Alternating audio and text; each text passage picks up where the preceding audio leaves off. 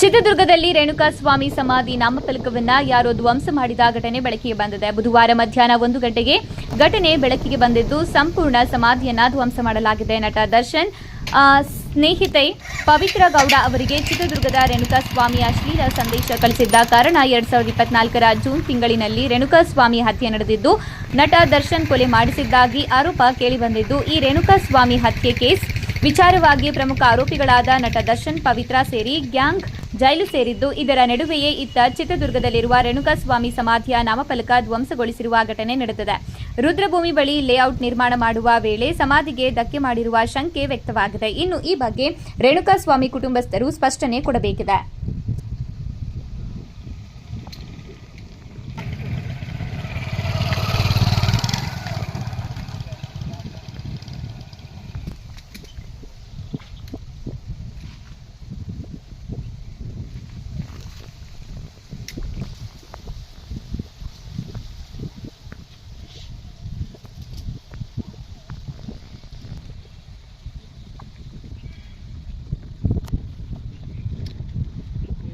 ಬೇಕಂದ್ರೆ ಗಾಡಿ ತೆಗೆದು